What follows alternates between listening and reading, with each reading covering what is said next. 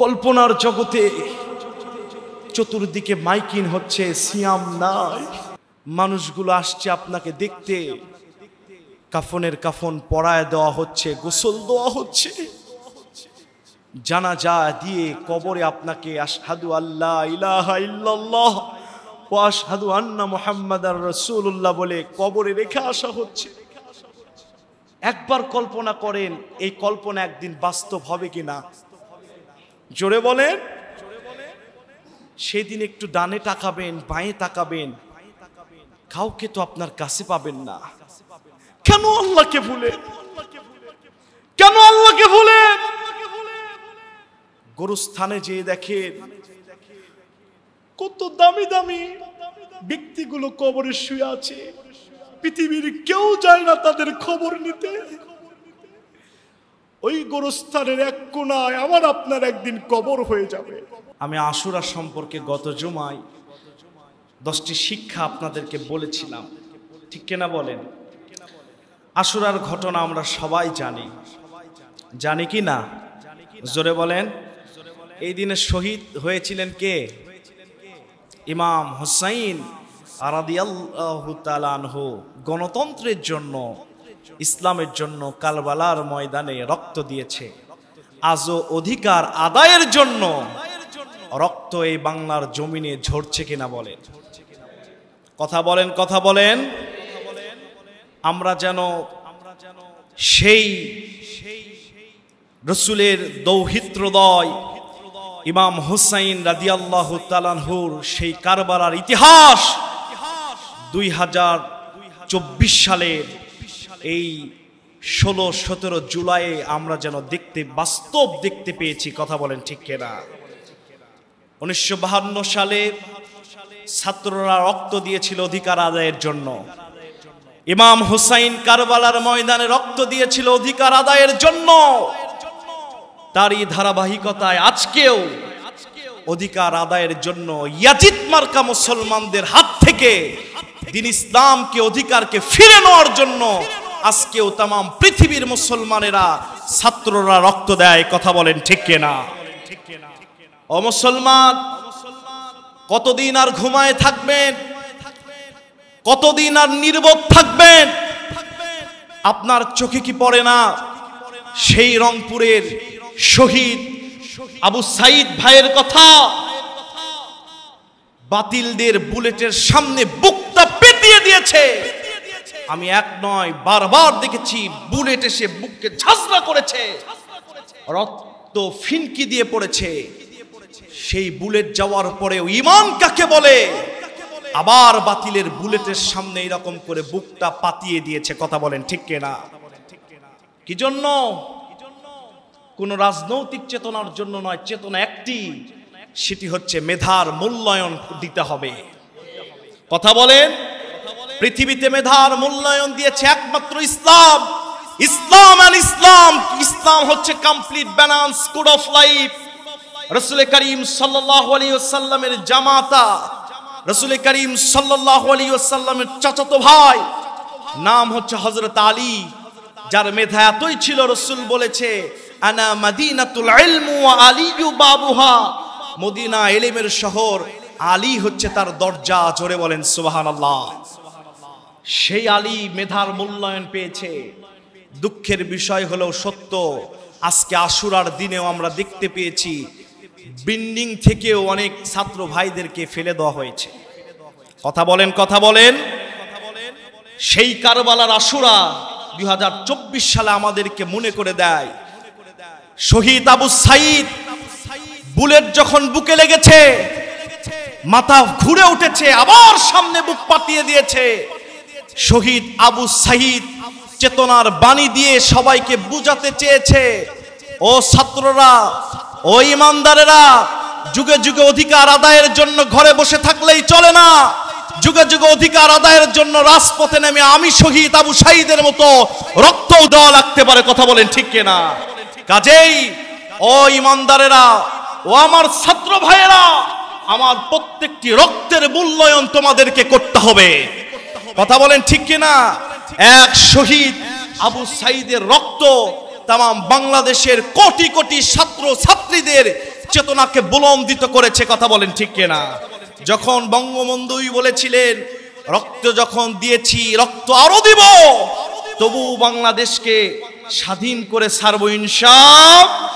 তারই ভাষ্য অনুযায়ী আমরা বলি রক্ত যখন ছাত্ররা দোয়া শুরু করেছে, রক্ত বাংলার জমিনে আরো পড়বে, তবু বাংলার জমিনে মেধার মূল্যায়ন করতেই হবে, করতেই হবে, নচেত বাংলার জমিনে এমন দাবাও বেজে যাবে যে আগুন বন্ধ করার মতো কোনো শক্তি तमाम পৃথিবীতে থাকবে না, থাকবে না। কথা বলেন ঠিক কিনা? কোথায় ঘুমিয়েছেন? আহাসিবান নাস আইয়ুতরাকু আইয়াকুলু আমান্না ওয়া হুম লা ইফতানুন। ঈমান এনেছো এ কথা বললেই ছেড়ে দিব তাই নয়, বাতিলের বিপক্ষে প্রয়োজনে ওই উহুদের মতো, উহুদের যুদ্ধের মতো, প্রয়োজনে কারবালার মতো একা ইমাম হোসাইনের মতো হয়ে যুদ্ধের ময়দানে যেতে হবে। কথা বলেন ঠিক কিনা? আল্লাহ পাক যেন আমাদের শুভ বুদ্ধির উদয় ঘটায় দেন। পৃথিবীতে জালেম যারা হয় তাদের একটাই চেতনা থাকে, সেটা হচ্ছে মানুষগুলোকে অতৃপ্ত করে ছাড়ে। কথা বলেন, কথা বলেন। মানুষগুলোকে অতৃপ্ত করে ছাড়ে জালেম যারা হয়। আমার রাসূল সাল্লাল্লাহু আলাইহি ওয়াসাল্লামের যুগে একজন মহিলার পর্দা নিয়ে টানা হয়েছিল, বোরকা নিয়ে। সঙ্গে সঙ্গে আরেকজন মুসলমান প্রতিবাদ করেছে, ইহুদিকে হত্যা করেছে, ওরাও ধরে আবার মুসলমানকে হত্যা করেছে। রাসূল করিম সাল্লাল্লাহু আলাইহি ওয়াসাল্লাম দেরি করে নাই, সঙ্গে সঙ্গে জিহাদের ডাক দিয়েছে। তিনিও ছিলেন প্রধানমন্ত্রী, প্রাইম মিনিস্টার। কথা বলেন, কথা বলেন, কথা বলেন। রাসূলের সুন্নতকে, রাসূলের কে নিজের আদর্শ মেনে নিয়ে যারা মুসলিম দাবি করে, তারও এরকম হওয়া লাগতো যে এতগুলো ছাত্র রক্ত পড়ে, রাসূলের সুন্নাহ অনুযায়ী যে জীবন গড়তে একজনের রক্ত যদি পড়তো প্রাইম মিনিস্টারের ঘুম হতো না। কথা বলেন। আর এখন কিছুই বোঝা যায় না, মনে হয় গভীর ঘুমে পড়ে গেছে তারা। কথা বলেন ঠিক কিনা? আল্লাহ যেন আমাদেরকে সোনালী যুগ, সোনালী সমাজ যেন দেখার তৌফিক আল্লাহ দান করেন। জোরে বলেন আমিন। আর একটু জোরে বলেন আমিন। সম্মানিত ভাইরা আমার, কষ্ট পাইলেন? জোরে বলেন কষ্ট পাইলেন? যেখানে সারা দেশে রক্ত ঝরে, সেখানে আমি খতিব হিসেবে মুখ বন্ধ করে মিষ্টি খাওয়ার ওয়াজ করে গেলে কিয়ামতের দিন আমার মারের অভাব হবে? জোরে বলেন। বাংলাদেশে অনেক আলেমরা আছে, মুখ খুলছে না। মৃত্যু কয়বার? জোরে বলেন কয়বার? আগামীকাল যদি শুনেন আপনার মসজিদের খতিব সাহেব ইসলামের জন্য শহীদ হয়ে গেছে, দোয়া করবেন না? দোয়া করবেন না? ইমানদারদের মৃত্যু একবার। কথা বলেন ঠিক কিনা? আল্লাহ যেন আমাদের তৌফিক দান করেন। বলেন আমিন। আর একটু জোরে বলেন আমিন। সম্মানিত ভাইরা আমার, আমি আপনাদের সামনে আমার পূর্ব রুলস অনুযায়ী একটি বিষয়, একটি সাবজেক্ট নিয়ে আপনাদের আলোচনা করব, একটি তাফসীর আকারে। বিমাশিয়াতিল্লাহ বিফদলিল্লাহ। আল্লাহ যেন আমাকে সে তৌফিক দান করেন। বলেন আমিন। শুধু খিচুড়ি খাইলেন আর দোয়া করলেন, আশুরার চেতনা হইল? আপনি যদি তাফসীর শুনেন, এখানে বসে থাকবেন, জীবনের গুনাহ আল্লাহ মাফ করে দিবে।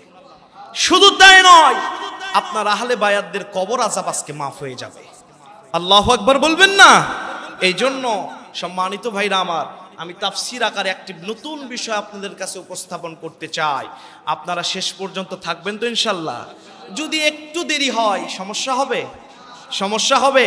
আল্লাহর জন্য আধা ঘন্টা বা একটু যদি কোরবান করে দেন সমস্যা হবে খুব বেশি? আসেন আমি ডাইরেক্ট আলোচনায় যেতে চাই। সবাই অ্যাটেনশন হবেন। কোরআনের ক্লাস এখানে তারা বেষ্টন করছে, জীবনের গুনাহ মাফ করে দিচ্ছে। সুবহানাল্লাহ বলবেন না? জীবনের গুনাহ মাফের জন্য আল্লাহর কাছে দোয়া করছে। বলে আমিন।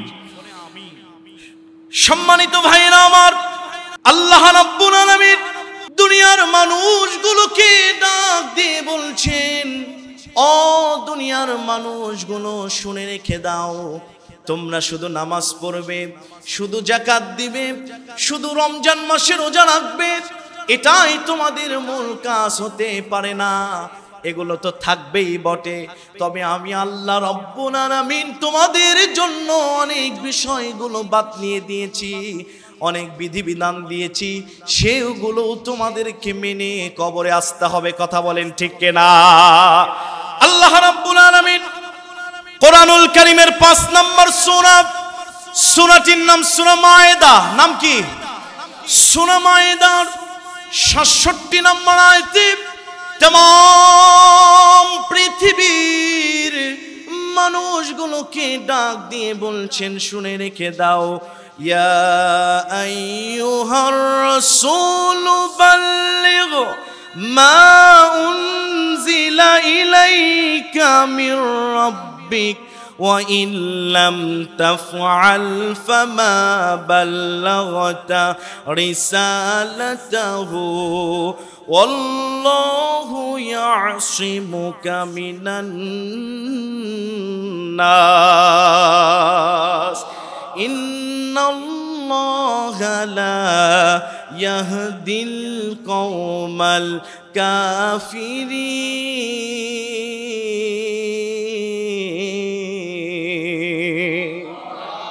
আল্লাহ রাব্বুল আলামিন तमाम দুনিয়ার মানুষগুলোকে জানানোর জন্য বলছেন, তিনি তার নবী, তার হাবিব সাইয়্যিদুনা মুহাম্মাদুর রাসূলুল্লাহ সাল্লাল্লাহু আলাইহি ওয়াসাল্লামকে কি বলেছেন? তিনি বলছেন, ইয়া আইয়ুহার রাসূল, হে রাসূল, বাল্লিগ, আপনি তাবলীগ করেন, মা উনজিলা ইলাইকা মির রাব্বিক, আপনার রবের তরফ থেকে, আপনার রবের পক্ষ থেকে আপনার উপর যা নাজিল করা হয়েছে তার তাবলীগ করুন। ফামা বাল্লাগতা ওয়া ইল্লাম তাফআল ফামা বাল্লাগতা রিসালাতাহু। ইয়া রাসূলুল্লাহ, ইয়া হাবিবাল্লাহ, নবীজি আপনি যদি তাবলীগ না করেন, আপনার রিসালাতের দাওয়াত দেওয়া হলো না, রিসালাতের দায়িত্ব পালন করা হলো না। ওয়াল্লাহু ইয়াসিমুকা মিনান নাস, নবী এই দাওয়াত দিতে গিয়ে যদি আপনার উপর মামলা হামলা আসে, আমি আল্লাহ নিজ হাতে দেখে নিব। জোরে বলেন সুবহানাল্লাহ। ইন্নাল্লাহা লা ইয়াহদিল কওমাল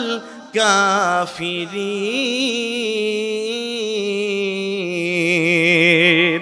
নবীজি হতাশ হবেন না, কাফেরদের কোনো হেদায়েত নাই বলেছেন কে? তাহলে বোঝা গেল আল্লাহ তার রাসূলকে বলছেন, রাসূল আপনি তাবলীগ করেন। এই তাবলীগটা করবেন কোথায় থেকে করবেন? দুনিয়ার কোন মানুষ রচিত কোন কিতাব আপনার তাবলীগের বিষয় হতে পারে না। আপনার তাবলীগের বিষয় হবে একমাত্র কেবলমাত্র, নো ডাউট ইন দিস হলি বুক আল কোরআন, যালিকাল কিতাব লা রাইবা ফি, আমি যে কিতাব নাজিল করেছি এই কিতাব থেকে আপনি দাওয়াত দিবেন। যদি দাওয়াত আপনি চুলচেরা আকারে মানুষের কাছে না পৌঁছাতে পারেন, আপনার রিসালাতের দায়িত্ব পালন হলো না। আর নবী গো ইয়াসিমু, এটা মুজারের সিগা, প্রেজেন্ট ফিউচার, বর্তমান ভবিষ্যৎ। ইয়া রাসূলুল্লাহ, ইয়া হাবিবাল্লাহ, নবীজি আপনি যখন দাওয়াত দিতে যাবেন, আপনার উপর বর্তমানে এবং ভবিষ্যতে কাফেররা হামলা করবে, আপনাকে অপদস্থ করার চেষ্টা করবে। আপনি যখন কথা বলবেন, আপনার নিজের লোকদের ভিতর থেকে আপনার বিরোধী দলীয় লোক তৈরি হবে। কথা বলেন, হুজুর যখন মসজিদের মেম্বরে কথা বলে, হুজুরের নিজের মুসল্লির ভিতর থেকে বিরোধীয় তৈরি হয় কিনা? আল্লাহ বলছেন, ইয়া রাসূলুল্লাহ, এইরকম আপনার উপর যখন বিরোধীয় কোনো মতবাদ চেপে বসবে, আপনাকে যখন হত্যা করার, মামলা দেওয়ার, নির্যাতন করার চেষ্টা করবে, হতাশ হয়েন না। আমি আল্লাহ নিজে বলছি, হায়াতের মালিককে। আরো জোরে 29 পারার প্রথম সূরা, সূরাটির নাম সূরা মুলক, আয়াত নম্বর 2 নম্বর আয়াতে আল্লাহ রাব্বুল আলামিন तमाम পৃথিবীর মানুষগুলোকে ডাক দিয়ে বলছেন, মানুষগুলো শুনে রেখে দাও, আল্লাযী খালাকাল মাউতা ওয়াল হায়াতা লিয়াবলুয়াকুম আইয়ুকুম আহসানু আমালা। হায়াতের মালিক যিনি, তিনি কে? একটু জোরে বলেন কে? আমি হায়াতের মালিক। ইয়া রাসূলুল্লাহ, বিপদ আসবে, আমি আল্লাহ নিজ হাতে দেখে নিব। আল্লাহু আকবার।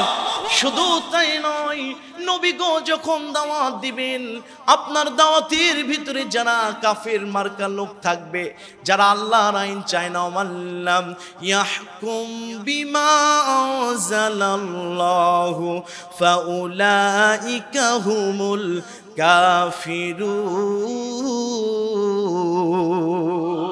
রাসূল কাফির যারা হবে, ফাসিক যারা হবে, জালিম যারা হবে, এদেরকে আমি আল্লাহ হেদায়েত দিব না। যারা আল্লাহর আইন চায় না এরা কাফের। কথা কার? জোরে বলেন কার? তাহলে সামারি মূল বিষয় বুঝে নিলেন, তাবলীগ করতে হবে কার? শুনেন, কোরআনের একটা বিষয় ঢুকতে গেলে মাথা ক্লিয়ার রাখতে হয়। একটু 10 মিনিট যেতে দেন, আপনি মুগ্ধ হয়ে যাবেন ইনশাআল্লাহ। ইনশাআল্লাহ বলি আমার ভাইরা, আল্লাহ পাক তার রাসূলকে বলছেন, নবী গো আপনি তাবলীগ করেন আমার কোরআন থেকে।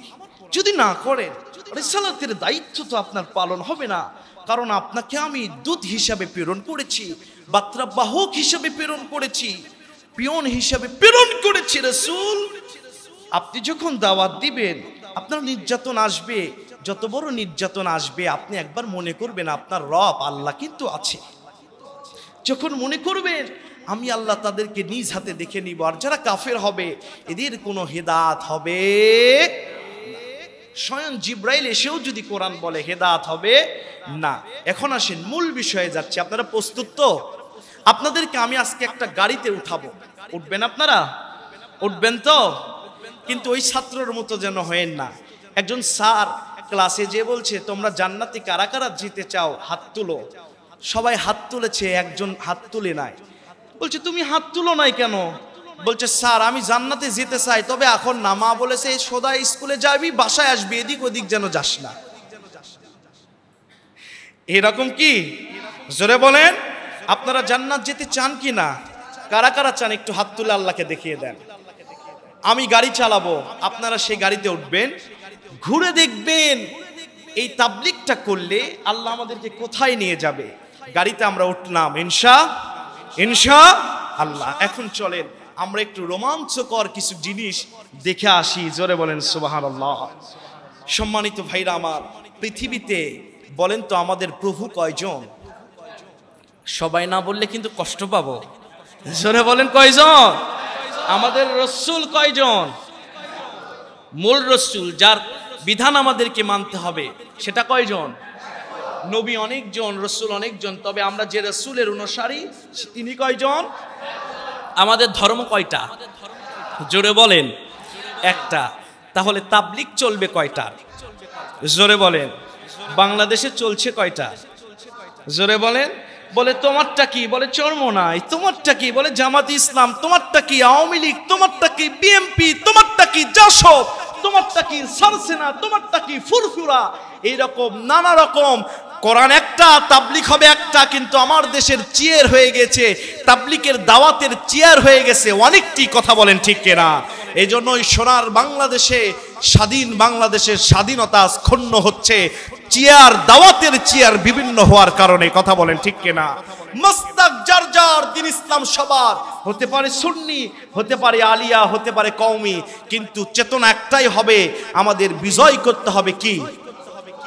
আল কোরআন, কায়েম করতে হবে ইসলাম। কথা বলেন ঠিক কিনা? সম্মানিত ভাইরা আমার, একটু মনোযোগ দেন। বলেন তো, একজন যদি অন্ধ মানুষ একটা হাতির কানটা ধরে বলে এটাই হাতি, ওর কথা ঠিক আছে? জোরে বলেন ঠিক আছে? কানে হাত দিয়েছে হাতি দিয়ে, বলছে এটাই পুরোটা হাতি, এটা কি ওর লজিক কি ঠিক আছে? না। হাতির আরো অনেক কিছু অঙ্গ প্রত্যঙ্গ আছে না? আরেকজন হাতির পা ধরেছে, বলছে এটাই হাতি। আরেকজন হাতির লেজ ধরেছে, বলছে এটাই হাতি। একজন এসে বলছে পাগল না, পা, কান, লেজ, দাঁত, সুর বিভিন্ন মিলে, সব মিলেই তো হাতি। কথা বলেন ঠিক কিনা? আজকে আমরা অনেকে হয়েছি চরমোনাই, বলছি এটাই একমাত্র ইসলাম।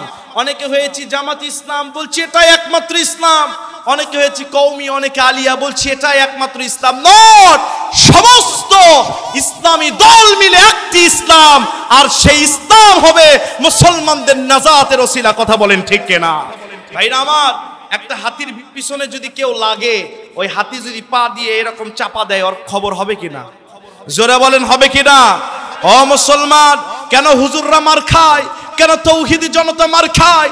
আজকে যদি আলিয়া কওমি সবাই যদি এত কিছু বাস্তব দৃশ্য দেখার পরেও সবাই যদি এক হয়ে যেত আর এই হুজুরদের ওপর ইসলামদের ওপর মূল চেতনা অধিকার আদায়ের জন্য কেউ যদি নামতো আর তাদেরকে আটকানোর জন্য কোনো বাতিল যদি রাস্তায় পেটুয়া বাহিনী নামিয়ে দিত, ওই হাঁটি যেমন পা দিয়ে চাপ দিলে সবকিছু বের হয়ে যায়, সবাই যদি এক হয়ে এক হুঙ্কার দিত সব বাতিল দুমড়ে মুছে বঙ্গোপসাগর পালে যেত। কথা বলেন ঠিক কিনা? তাহলে আমাদের হতে হবে কিসের মতো? জোরে বলেন। পুরোটা মিলে একটা হাতি। কথা বলেন ঠিক কিনা? আল্লাহ যেন তৌফিক দান করেন। বলেন আমিন, বলেন আমিন।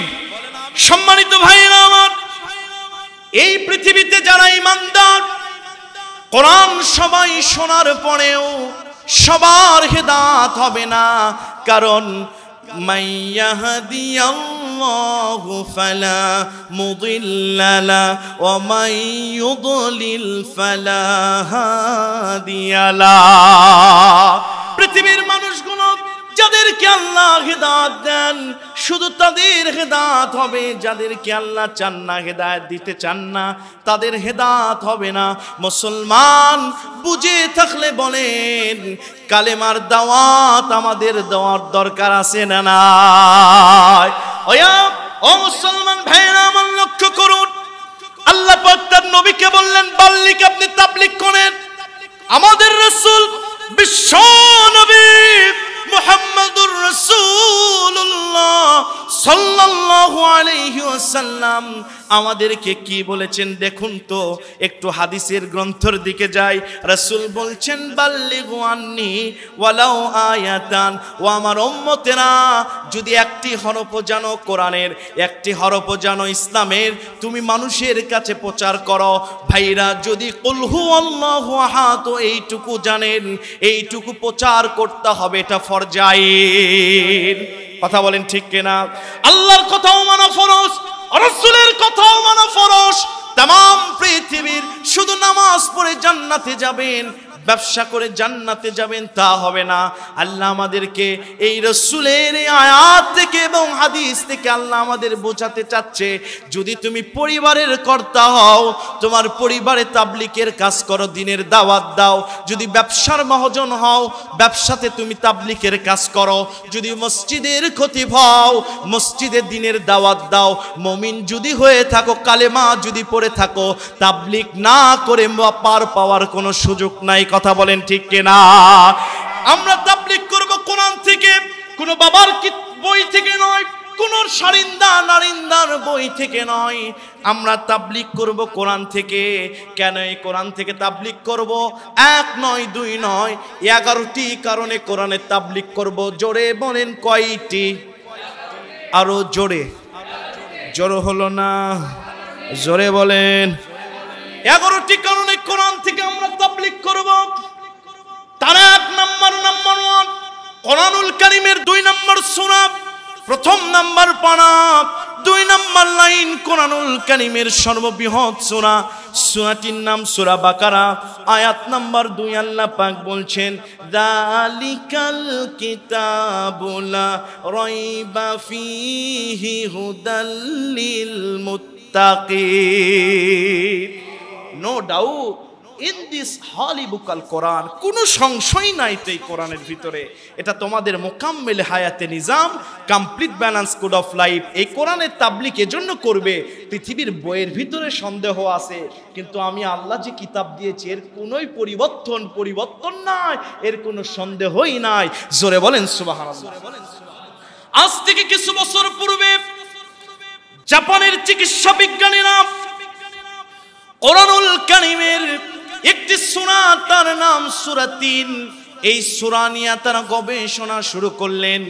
সূরা 3 তারা গবেষণা করতে গিয়ে দেখলেন মানুষের মাথার বাম পাশে মাথার উপরে একটা রগ থাকে, যেই রগ দিয়ে একটা হরমোন চলাচল করে, সেই হরমোনের নাম হচ্ছে মিথালনিক্স। নাম কি? জোরে বলেন। মিথালনিক্স হরমোন। এই হরমোন মানুষের 15 বছর বয়স থেকে 35 বছর বয়স পর্যন্ত মানুষের মাথায় এটা সঞ্চারিত হতে থাকে, চলমান অবস্থায় থাকে। এই জন্য দেখবেন মানুষ যখন 15 বছর বয়স থেকে বড় হতে থাকে আস্তে আস্তে পৃথিবীর বাস্তবতা বুঝতে থাকে। কথা বলেন ঠিক কিনা? কর্মক্ষম মানুষের বেড়ে যায়, বসে থাকতে পারে না। তারা গবেষণা করে দেখলেন 35 বছরের পরে এই মিথালনিক হরমোনটা আস্তে আস্তে শুকিয়ে যায়, মানুষ কর্মর প্রতি বেশি উদ্বুদ্ধ হয় না, মানুষ অলস হয়ে যায়, বয়স যত হয়ে যায় মানুষ অলস হতে থাকে, যৌবনের শক্তি কমতে থাকে, মিথালনিক হরমোন তার ক্ষয় হতে থাকে।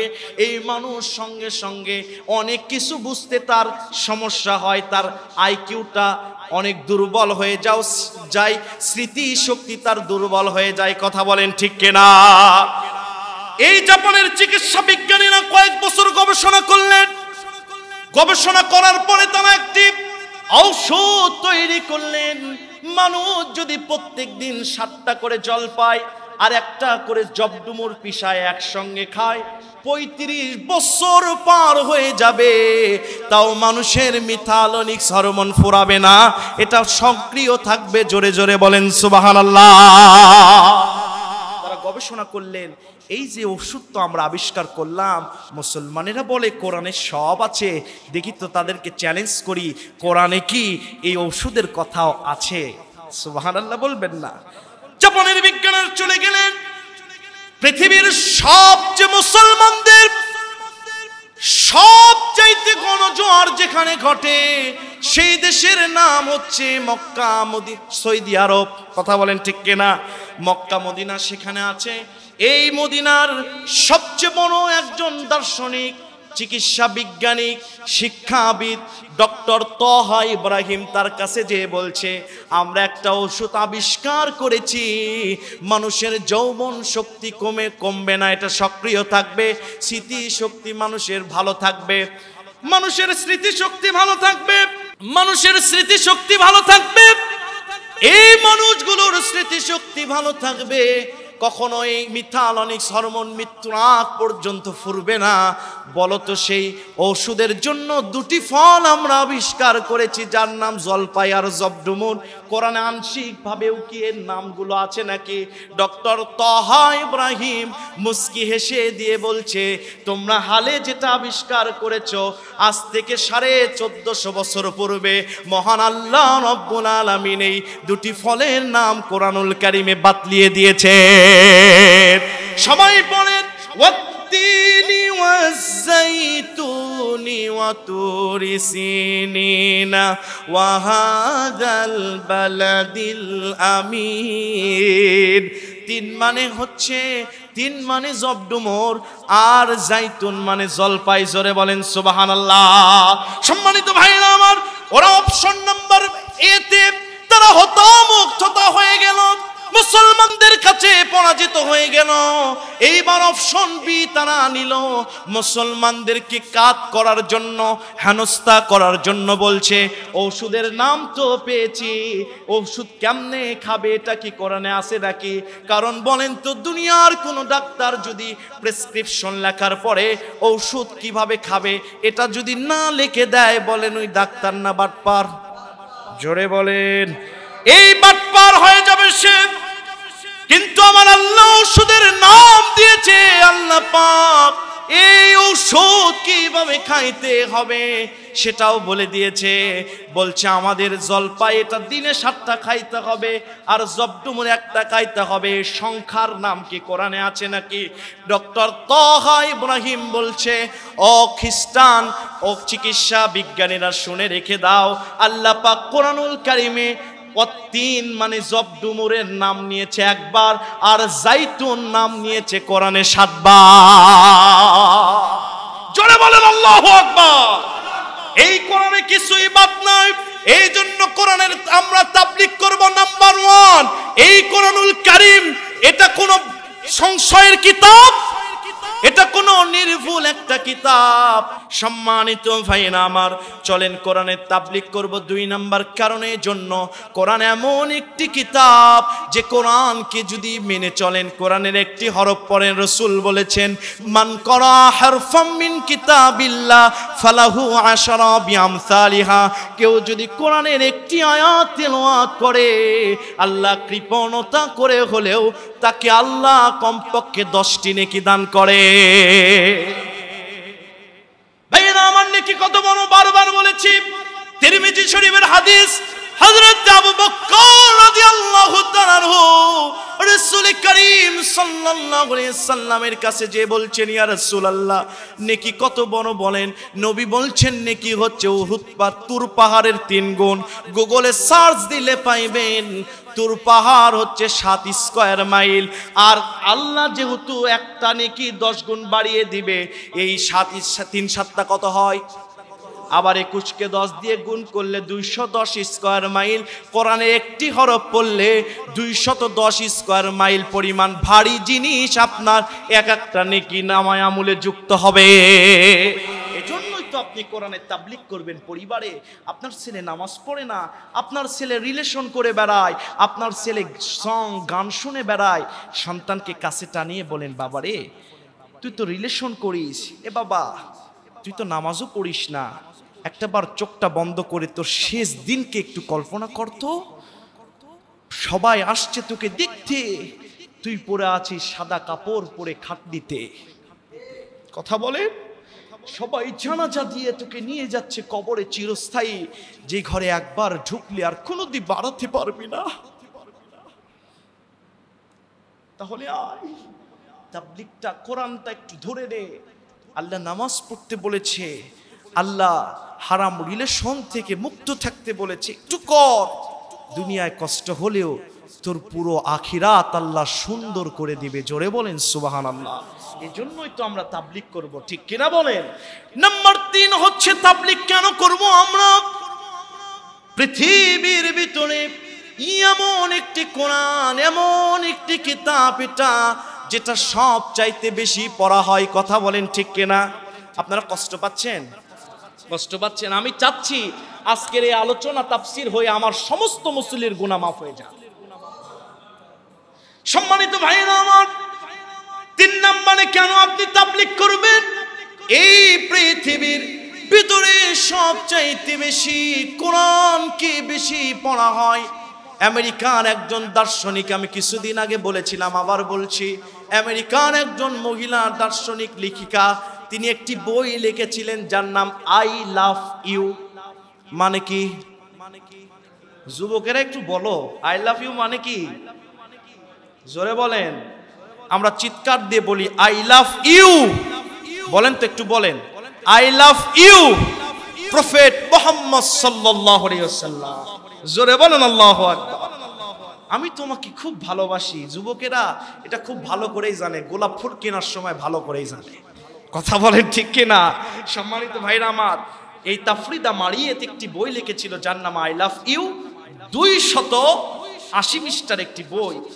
বলেন তো, কেউ যদি রাতে রাতে ছোট লোক থেকে বড় লোক হয়, ওর অহংকার বাড়ে কিনা? জোরে বলেন। কেউ যদি অবৈধভাবে ক্ষমতায় চেয়ারে থাকে, ওর গরম বাড়ে কিনা? জোরে বলেন। এরও গরম বেড়ে গিয়েছে। এ প্রতিবেদন লিখে দিয়েছে, পৃথিবীর ভিতরে আমার কিতাব, আমার বই সবচেয়ে বেশি পড়া হয়। তৎকালে এই আই লাভ ইউ একটি ছোট্ট বই কেনার জন্য আমেরিকাতে হাজার হাজার ডলারকে ব্যয় করতে হতো। এত ডলার দিয়ে এই বই কিনতে হতো, এত জনপ্রিয় বই ছিল। এই প্রতিবেদনটা দেখেছিল কাবা শরীফের ইমাম, সিনিয়র ইমাম ডক্টর আব্দুর রহমান সুদাইসি। চ্যালেঞ্জ করলো, তোমার কিতাব বেশি পড়া হয় না, পড়া হয় কোরআন। সুবহানাল্লাহ বলেন। তিনি 11টি কিতাবের নাম লিখলেন। একটা Rigveda, Samaveda, Yajurveda, Atharvaveda, Tripitaka, old testament, new testament, কিতাবুল মুকাদ্দাস আর কোরআন 11 নাম্বার রেখেছে আই লাভ ইউ। বুঝতেছেন তো? এই সমস্ত কিতাবের পাঠক পণ্ডিতকে ডাকা হলো, বলছে তুমি কতবার পড়েছো? কেউ বলছে আমি জীবনে একবার পড়েছি। কেউ বলছে, একজন যুবক বলছে আই লাভ ইউ বই পড়তে গিয়ে আমার 3 বার লুঙ্গি নষ্ট হয়েছে। নাউজুবিল্লাহ বলবেন না। এত রকম বাজে একটি বই। আর কোরআনের হাফেজকে বলা হলো তুমি কোরআন কয়বার খতম দিয়েছো বলো? বলছে যেদিন কোরআনের হাফেজ হয়েছি ওই দিনই 30 বার কোরআন খতম দিয়েছি, কারণ কোরআনের একটি আয়াত মুখস্থ করতে কমপক্ষে 30 বার করে আমি পড়েছি। জোরে বলেন সুবহানাল্লাহ। নাম্বার 4, কোরআন আমরা তাবলীগ করব, এই জন্য কোরআন হচ্ছে সায়েন্স বিজ্ঞানের কিতাব। জোরে বলেন সুবহানাল্লাহ। আল্লাহ রাব্বুল আলামিন কোরআনুল কারীমের সবচাইতে সম্মানজনক সূরাগুলোর ভিতরে অন্যতম একটি সূরা, যার নাম সূরা ইয়াসিন। এই সূরা ইয়াসিনের প্রথম নম্বর আয়াতে বলছেন ইয়াসিন ওয়াল কুরআনিল হাকীম। এটা বিজ্ঞানের কিতাব। কেমনে বিজ্ঞান? আল্লাহ কোরআনে আকাশের কথা বলেছেন কিনা বলেন, জোরে বলেন, বলেছেন কিনা? আকাশ আল্লাহ কিভাবে তৈরি করেছে একটু চলেন তো আমরা এই গাড়িতে করে আকাশ কিভাবে তৈরি করেছে একটু দেখি। দেখবেন না আপনারা? দেখবেন তো? তাহলে সবাই একটু কল্পনার জগতে তাকিয়ে দেখেন আকাশ আল্লাহ কি সায়েন্স দিয়ে তৈরি করেছে। জোরে বলেন সুবহানাল্লাহ। তাফসীরে জাবরি থেকে বলছি আল্লাহ রাব্বুল আলামিন আকাশ তৈরি করেছেন 7টি। জোরে বলেন কয়টি? আরো জোরে। 7টি আকাশ তৈরি করেছেন। দুনিয়া থেকে প্রথম আকাশের দূরত্ব আল্লাহ দিয়েছেন 13 কোটি 30 লক্ষ মাইল। প্রথম আকাশ আল্লাহ তৈরি করেছেন কাঁচ দিয়া। এই কাচের আকাশের ঘনত্ব দিয়েছেন 13 কোটি 30 লক্ষ মাইল। প্রথম আকাশ থেকে দ্বিতীয় আকাশের দূরত্ব দিয়েছেন 13 কোটি 30 লক্ষ মাইল। দ্বিতীয় আকাশ তৈরি করেছেন আল্লাহ লোহা দিয়া। লোহার আকাশের ঘনত্ব করেছেন 13 কোটি 30 লক্ষ মাইল। লোহার আকাশ থেকে তৃতীয় আকাশের দূরত্ব আল্লাহ দিয়েছেন 13 কোটি 30 লক্ষ মাইল। তৃতীয় আকাশ তৈরি করেছেন তামা দিয়া। চতুর্থ আকাশ তৈরি করেছেন সোনা দিয়া। পঞ্চম আকাশ আল্লাহ তৈরি করেছেন আল্লাহর চতুর্থ আকাশ সোনা দিয়া, চতুর্থ আকাশ রূপা দিয়া, পঞ্চম আকাশ সোনা দিয়া। ষষ্ঠ আকাশ তৈরি করেছেন লাল ইয়াকুত পাথর। আর সপ্তম আকাশ তৈরি করেছেন সাদা ইয়াকুত পাথর দিয়া। লাল ইয়াকুত পাথর সোনার চাইতে 27 গুণ দাম বেশি। প্রত্যেক আকাশ থেকে আরেকটি আকাশের দূরত্ব রেখেছেন 13 কোটি 30 লক্ষ মাইল। আর প্রত্যেকটি আকাশের ঘনত্ব করে দিয়েছেন 13 কোটি 30 লক্ষ মাইল। নবীজি বলছেন মরুভূমির ভিতরে যদি একটা আংটি হেরে যায়, ওই আংটির অস্তিত্ব যেমন মরুভূমির ভিতরে ছোট, জানো নাকি আমার উম্মতেরা, আমার আল্লাহ এমন আকাশ তৈরি করেছেন যে আকাশ আল্লাহর এক একটা আকাশ আরেকটা আকাশের কাছে ওই রকম মরুভূমির ভিতরে আংটির মতো ছোট। জোরে বলেন সুবহানাল্লাহ। 4 নম্বরে আমরা এজন্যই কোরআনের দাওয়াত দিব, এটা হচ্ছে সায়েন্সের কিতাব। সুবহানাল্লাহ বলেন। এরপরে আসেন নাম্বার 5, এই কিতাব কেন দাওয়াত দিব কোরআনের, আমি সংক্ষিপ্ত করে বলবো। লাস্টে রোমান্টিক একটা ঘটনা আছে রাসূলের জীবনী থেকে, শুনবেন না আপনারা? শুনবেন না? সম্মানিত ভাইরা আমার লক্ষ্য করেন, নাম্বার 5 কোরআনের তাবলীগের জন্য করব। কোরআনুল কারীমের 8 নম্বর পারা, 8 নম্বর পৃষ্ঠা, 9 নম্বর লাইন, 6 নম্বর সূরা। সূরাটির নাম সূরা আনফাল, আয়াত নাম্বার 155। আল্লাহ পাক দুনিয়ার মানুষগুলোকে বলছেন কিতাবুন আনজালনাহু মুবারাকুন। কিতাব এটা কল্যাণের কিতাব। লাইফ স্টাইলে একটু নাও কোরআনকে, লাইফ স্টাইল জান্নাতের স্টাইলে পরিণত হবে, জান্নাতীদের স্টাইলে পরিণত হবে। সমাজে নাও কোরআন, সমাজ শান্তি হয়ে যাবে। মসজিদে নাও কোরআন, মসজিদ শান্তি হয়ে যাবে। রাষ্ট্রীয় ভবনে নাও কোরআন, কোরআন দিয়া পুরো পৃথিবী শান্ত হয়ে যাবে। রাজপথে অধিকার আদায়ের জন্য নামা লাগবে না। রাষ্ট্রীয় প্রধানমন্ত্রী রাত্রেবেলা বের হবে হযরত ওমরের মতো, কারা অধিকার বঞ্চিত তাদের অধিকার ফিরিয়ে দেওয়ার জন্য। কথা বলেন ঠিক কিনা ভাইরা আমার? কোরআন হচ্ছে 5 নম্বরে। 4 নম্বরে কোরআন হচ্ছে বরকতময় কিতাব। জোরে বলেন সুবহানাল্লাহ। নাম্বার 5 হচ্ছে কোরআনের তাবলীগ করবে জন্য কোরআনুল কারীমের 25 নম্বর পারা, 11 নম্বর পৃষ্ঠা, 8 নম্বর লাইন, 43 নম্বর সূরা। সূরাটির নাম সূরা যুখরুফ। আয়াত নাম্বার 44 আল্লাহ পাক বলছেন ইন্নাহু লাযিকরুল লাকা ইন্নাহু লাযিকরুল লাকা ওয়া লিকাওমিকা ওয়া সাওফা তুসআলুন।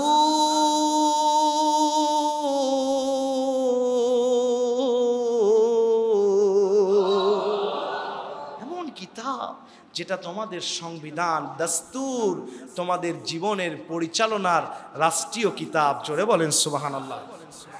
কোরআন 6 নম্বরে এই জন্য তাবলীগ করবে কোরআনের, কোরআনুল কারীমের 4 নম্বর পড়ার 6 নম্বর পৃষ্ঠার 10 নম্বর লাইন, 3 নম্বর সূরা, সূরার নাম সূরা ইমরান, আয়াত নাম্বার 138 আল্লাহ পাক বলছেন হাযা বায়ানুল লিন্নাস। ওয়াজ যদি করতে হয় খতিব সাহেব, যদি বক্তব্য দিতে হয় প্রধানমন্ত্রী সাহেব, তোমার প্রত্যেকটি কথায় কোরআনের রেফারেন্স থাকতে হবে। এটা ওয়াজের কিতাব, কথা কার? জোরে বলেন কার? কোরআনের 7 নম্বর এটা দাওয়াত দিব, কোরআনের তাবলীগ করবে এই জন্য হুদা, হেদায়েতের কিতাবের নাম কি? জোরে বলেন। আল কোরআনের পথ, এই পথই আসল পথ। আল কোরআনের পথ, এই সফলতার পথ। আল কোরআনের পথ, এই জান্নাত পাওয়ার পথ। কোরআনের জন্য মানব, দাওয়াত দেব এই জন্য 8 নাম্বার সূরা বানী ইসরাইল 17 নাম্বার সূরা, আয়াত নাম্বার 82 আল্লাহ পাক বলছেন ওয়া নুনাজ্জিলু মিনাল কুরআন মা হুয়া শিফাউ ওয়া রাহমাতুল লিল মুমিনিন। শিফার কিতাবের নাম কি? অসুখ কয় প্রকার? জোরে বলেন। শারীরিক এবং মানসিক, ঠিক কিনা বলেন? আমার কোরআনের কাছে আসবে, বিভিন্ন টেনশন তোমার 2 পৃষ্ঠা কোরআন পড়ে দেখবে কিছু সময়ের জন্য সব টেনশন মাথা থেকে দূর হয়ে যাবে। কোরআন তোমাকে চিকিৎসা দেয়। আমি অনেক গবেষণা করে দেখেছি কোরআন দিয়ে হুজুররা এত ঝাড়ফুঁক দেয়, ভালো হয় না কেন? আল্লাহ তো নিজে বললো কোরআন শেফার। আমার গবেষণায় একটা ধরা পড়েছে, আপনাদের সাথে মিল হয় নাকি একটু দেখেন তো। আপনি একটা বোতলে পানি রাখবেন, সেই বোতলে যদি ময়লা থাকে পানি কি পরিষ্কার থাকে? জোরে বলেন। ওই পানি খাওয়া যায়? আমরা কোরআনকে রাখবো অন্তরে। রাসূল বলছে আলা ওয়া ইন্না ফিল জাসাদি মুদগাতান ইদা সালাহাত সালাহাল জাসাদু কুল্লু ওয়া ইদা ফাসাদাত ফাসাদাল জাসাদু কুল্লু আলা ওয়া হিয়াল কলব। একটা টুকরা গোশত আছে, যেটা ভালো হলে পুরো দেহ ভালো, যেটা খারাপ হলে পুরো দেহ খারাপ। যে অন্তরে যে বোতলে আমরা রাখবো, এই বোতলে যে হিংসা, মানুষের কুটনামো, মানুষের গীবত, পরনিন্দার ময়লা রেখে দিয়েছে। এজন্য কোরআন নামক এই স্বচ্ছ পানি রাখার পরেও, যেমন পানি ময়লাতে গেলে খাওয়া যায় না, কোরআন এখানে যাওয়ার পরেও এই পচে যাওয়ার কারণে মুখ দিয়ে ঝাড়া দিলেও আর কাম হয় না। কথা বলেন, কথা বলেন, কথা বলেন। কোরআন 9 নম্বরের জন্য দাওয়াত দিব। আল্লাহ রাব্বুল আলামিন 9 নম্বর পারার 16 নম্বর পৃষ্ঠার 3 নম্বর লাইন 8 নম্বর সূরা, সূরা আনফালের 2 নম্বর আয়াতে বলছেন ইন্নামাল মুমিনুনা আল্লাযীনা ইযা যুকিরাল্লাহু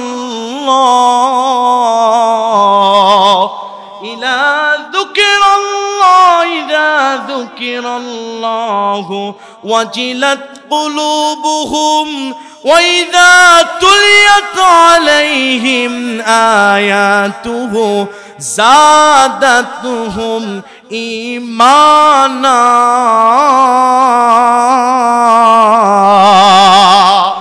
কোরআন এমন কিতাব যা শুনলে ঈমান বাড়ে। আপনি একটা কথা বলেন তো, এখানে বসে আছেন, আপনি কোরআন শোনার কারণে মুগ্ধ কিনা বলেন? জোরে বলেন। কিছু না হলেও ভালো লাগছে, আমি পাপের জায়গায় বসে নাই, কোরআনের জায়গায় বসে আছি। এটাই this is beauty of Islam, এটাই কোরআন। জোরে বলেন সুবহানাল্লাহ। 10 নম্বরে আর 2টা বলে আমি একটা রোমাঞ্চকর ঘটনায় যাব। ঘটনা বলতে 5-10 মিনিট লাগবে, আলোচনা শেষের দিকে আসবে ইনশা। আসেন না? আপনার গাড়িতে আসেন না? কারো কি সমস্যা হচ্ছে? আসেন তো গাড়িতে সবাই। ভাইরা আমার লক্ষ্য করুন, কোরআনুল কারীমের 15 নম্বর সূরা সূরা হিজরের 9 নম্বর আয়াতে আল্লাহ পাক দুনিয়ার মানুষগুলোকে বলছেন কোরআনের তাবলীগের জন্য করবে। আমি আয়াতে টান দিব, আপনারা আল্লাহু আকবার বলতে হবে। পারবেন না?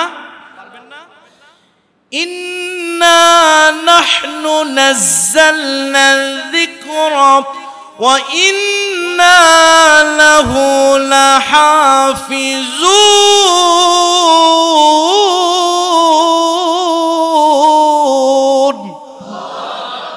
এমন একটি কোরআন, এর হেফাজতের দায়িত্ব তো আমি নিয়েছি। যারাই হাত দিবে ওদের হাত দুমড়ে মুছড়ে ফেলে ইতিহাসের আস্তাকুলে নিক্ষেপ করা হবে।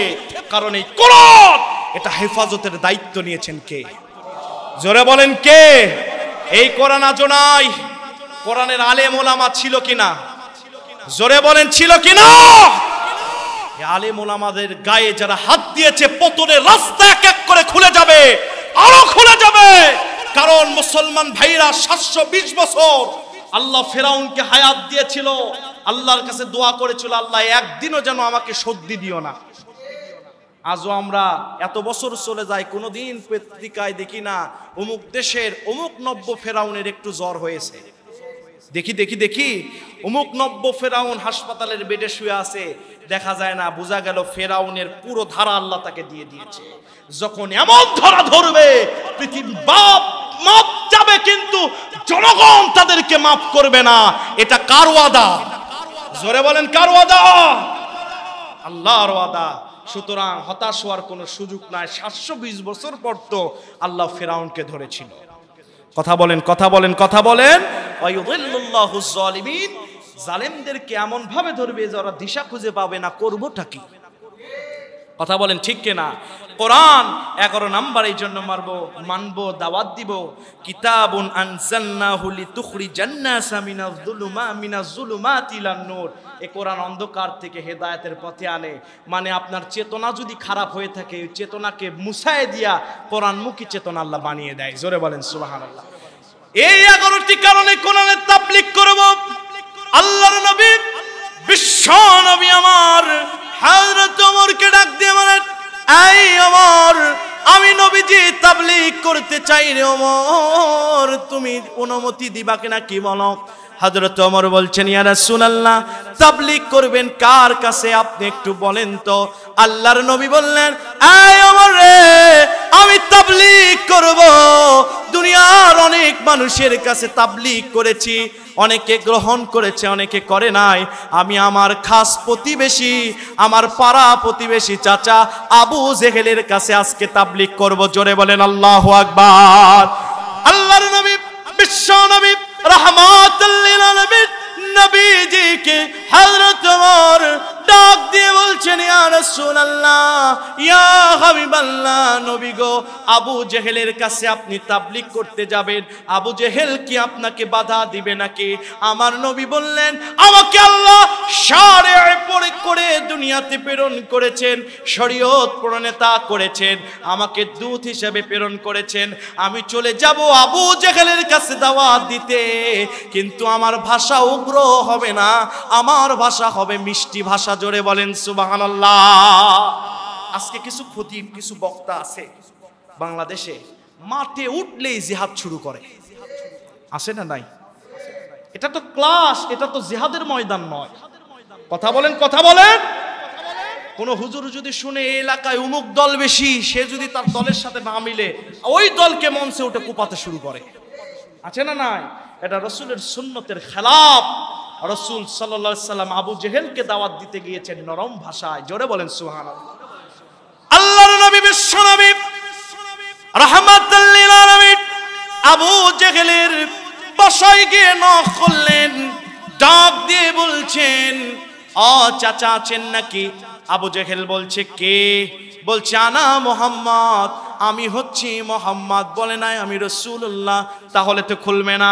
আল্লাহর নবী, বিশ্ব নবী যখন বললেন আমি মুহাম্মদ, আবু জেহেল ডাক দিয়ে বলছেন, মুহাম্মদ রে, কি চাও আমার কাছে? তোমাকে তো বলেছিলাম গাড়ি দিব, নারী দিব, বাড়ি দিব। তুমি তো বলেছিলা চাচা যা দিতে পারবেন তাও যদি দেন, যা দিতে পারবেন না তাও যদি দেন। আকাশের পূর্ণিমার চাঁদ যদি আমি আবু জেহেলের নবীজির হাতে এনে দেন, আমি মুহাম্মদের হাতে যদি আকাশের পূর্ণিমার চাঁদ এনে দেন, আমি মুহাম্মদ ইসলাম থেকে এক চুল পরিমাণ পিছুপা হব না। আবু জাহেল বলছে খুলমানা চলে যাও বাড়িতে। আল্লাহর নবী বিশ্ব নবী রাহমাতাল লিল আলামিন নবীজি বললেন, আয় আবু জাহেল চাচা, আমি আপনার দরবারে খালি খালি হাতে আসি নাই রে চাচা, জানেন নাকি কি নিয়ে এসেছি? অমূল্যবাণী একটি হাদিয়া নিয়ে এসেছি। জোরে বলেন সুবহানাল্লাহ। তাফসিরে খাজেন বলছেন আবু জাহেল খুবই লোভী মানুষ ছিল।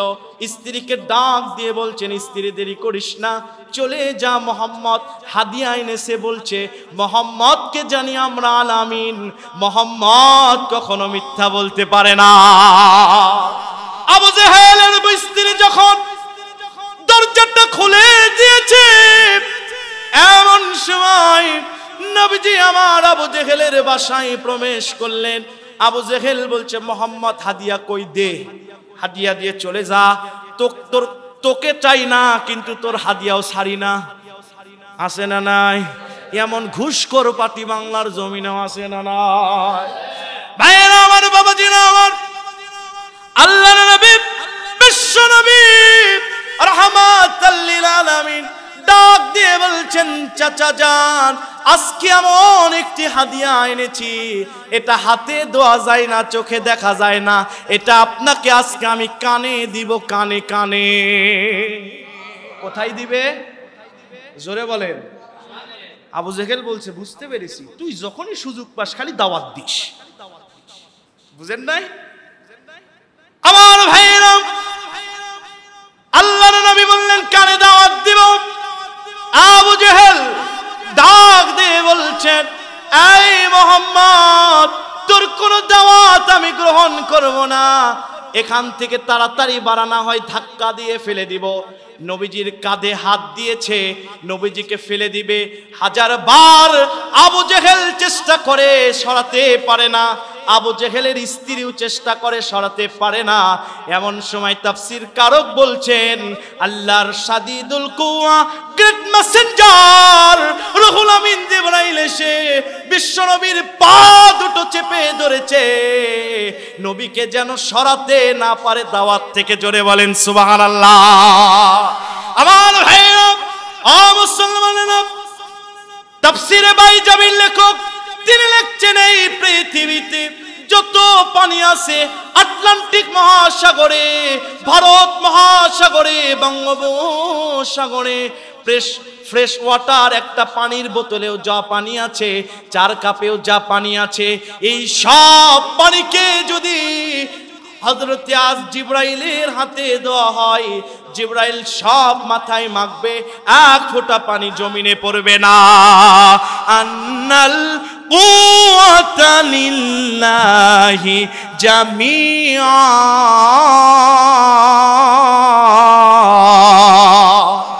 সকল ক্ষমতার মালিককে। আরো জোরে। ভাইরা আমার, বাবাজিরা আমার, কষ্ট পাচ্ছেন? কষ্ট পাচ্ছেন? এমন সময় আবু জাহেল বলছে বুঝতে পেরেছি তোর ক্ষমতা, তুই তো জাদুকর, না বলে সরবি না, তাড়াতাড়ি বল।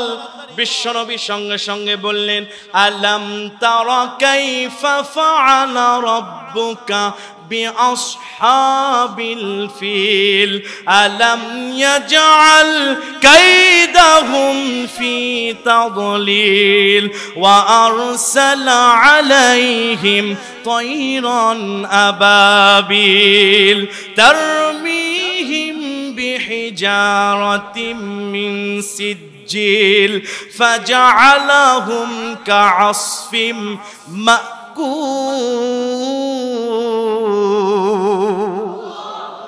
বলছে মোহাম্মদ এত বড় তুই কেমনে বললি রে?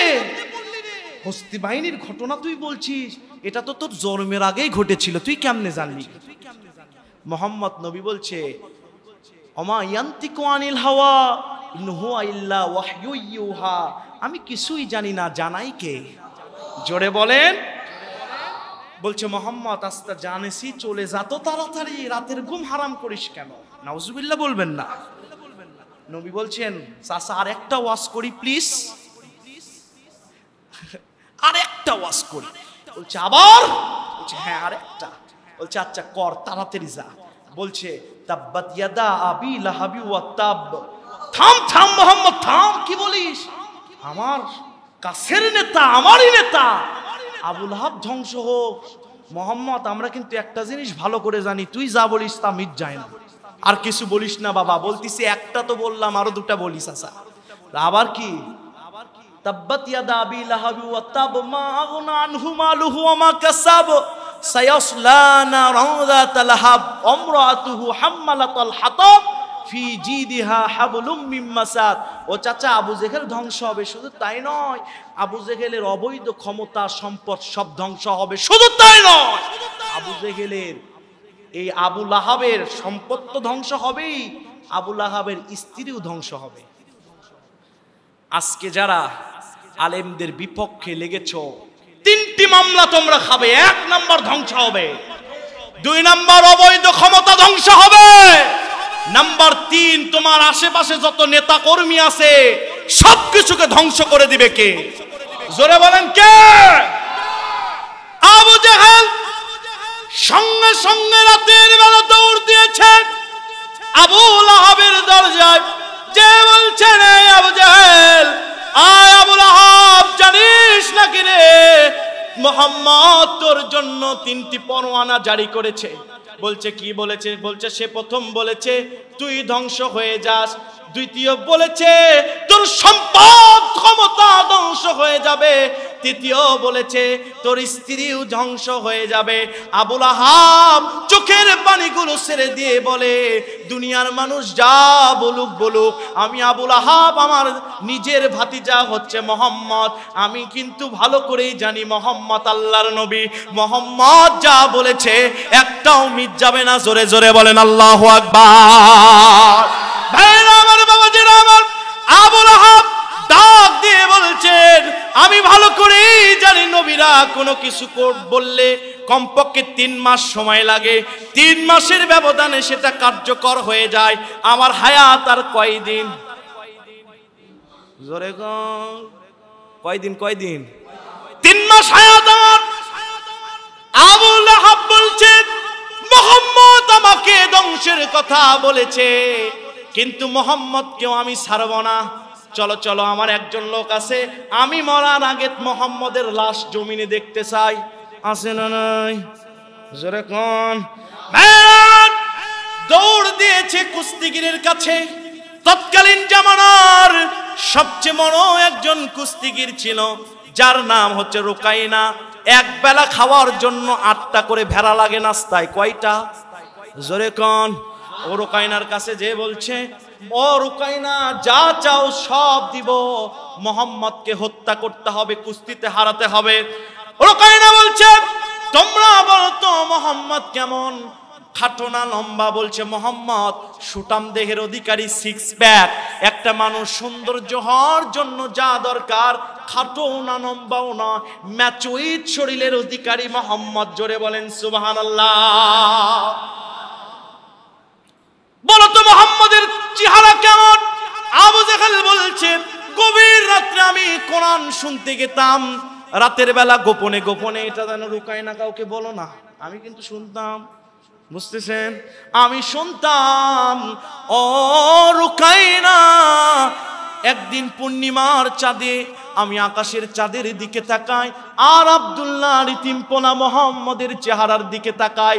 খোদার কসম, কাবার মালিকের কসম, আকাশের পূর্ণিমার চাঁদের চেয়েও আব্দুল্লাহ ইতিমপোলার চেহারা বেশি উজ্জ্বল হচ্ছিল। জোরে বলেন সুবহানাল্লাহ। তাফসীর, এটা তাফসীরে খাজিনে পাবেন, কাসাইসুল কুবরাতে পাবেন।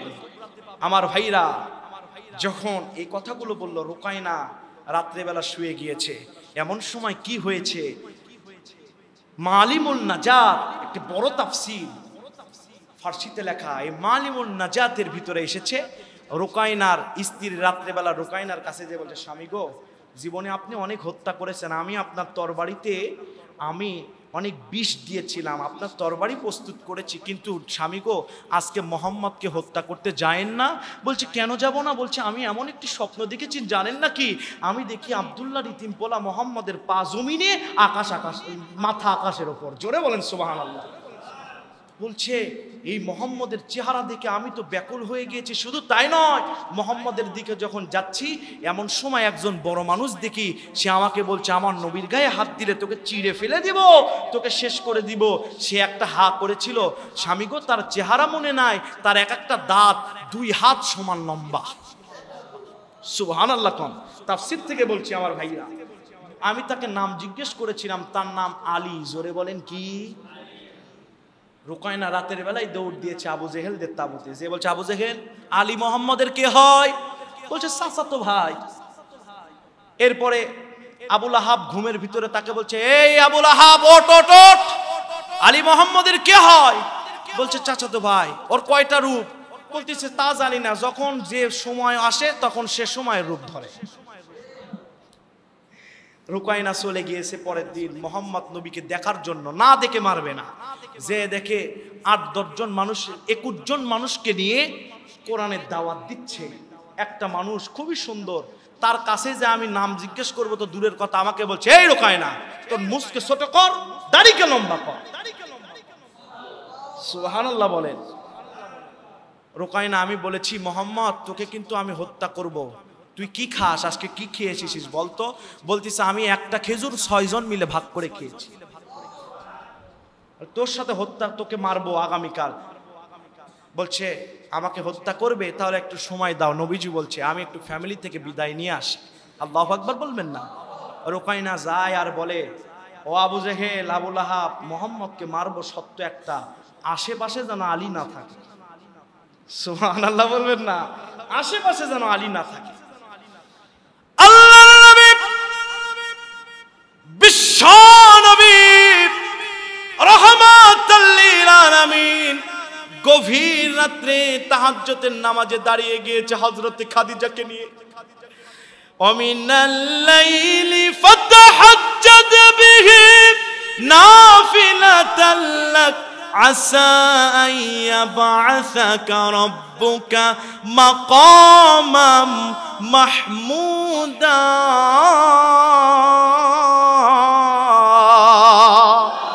গভীর রাত্রে নবীজি কাঁদলেন আর বললেন কাবার মালিক রুকায়না আমাকে দুনিয়া থেকে বিদায় করতে চাই। তুমি তো বলেছো ওয়া ইল্লাম তাফআল ফামা বাল্লাগতা রিসালাতাহু, নবী গো কেউ যদি আপনার তাবলীগে বাধা দেয় আপনি নিজ হাতে তাদেরকে দেখে নেবেন। আল্লাহ তাআলা নবীজি বলছেন আল্লাহ আমাকে সাহায্য করেন। এই সাহায্য মানে এই নয় শুধু বাঁচিয়ে দিবে, কিছু মানুষ তাবলীগের কাজ করতে করতে শহীদ হয়ে যাবে, এদেরকে আল্লাহ শাহাদাতের মৃত্যু দিবে। জোরে বলেন সুবহানাল্লাহ। নবীজির চাচা হযরত আমির হামজা উহুদের ময়দানে শহীদ হয়ে গিয়েছে। বিশ্বনবী আমার ছোট্ট বাচ্চার মতো কান্না করছেন। ওই উহুদের ময়দানে 1 নয় 2 নয় সাইয়্যিদুশ শুহাদা হযরত আমির হামজাকে 70 টুকরা কাফেররা করেছিল। হযরত আমির হামজার কলিজা বের করে তারা চাবায়েছিল। শুধু তাই নয় লজ্জা স্থান পর্যন্ত 3 টুকরা করেছিল। হযরত আমির হামজার লাশগুলো তারা নিয়ে আশেপাশে ছিটায়া দিয়েছিল। বিশ্বনবী আমির হামজার লাশ যখন খুঁজতে বললেন অনেক টুকরা পাওয়া যায় না, আবার অনেকটা পাওয়া গিয়েছে। নবীজি নিজের ঘাড়ের চাদর দিয়ে আমির হামজার লাশটার উপর চাদর দিয়েছে। আমির হামজা রাদিয়াল্লাহু তাআলা লম্বা ছিল, চাদর ছোট হয়ে যায়, মাথার এক পাশ বাড়ায় অথবা পার এক পাশ বাড়ায়, অনেক টুকরা এখনো বাকি আছে। হযরত আমির হামজাকে কবর দেওয়ার পরে 30 বছর পর হযরত আমির হামজার কবর একবার ফাঁকা হয়েছিল। আমার ভাইরা নবীজি আমির হামজার লজ্জাস্থানের 3 টুকরার 2 টুকরা পেয়েছিল, এই 2 টুকরা সহকারে কবর দিয়েছে। 30 বছর পর যখন কবরটা ফাঁকা হয়েছে, আমির হামজাকে যারা ছোটবেলায় দেখেছিল সেই সাহাবীরা এখন বৃদ্ধ শহীদ হয়েছে, তারা বলছে আমরা আমির হামজার লাশ যখন দেখি, আমির হামজার লাশের ভিতর থেকে টপ টপ করে রক্ত 30 বছর পরও পড়তেছিল। জোরে বলেন সুবহানাল্লাহ।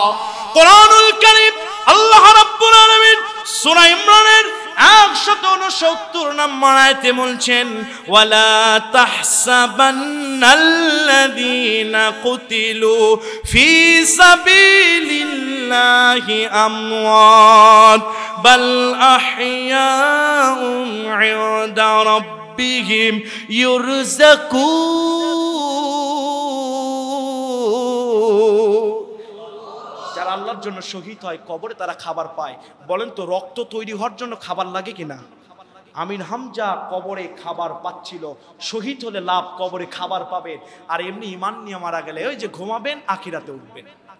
আমরা বিশ্বাস করি শহীদ আবু সাইদও কবরে খাবার পাবে।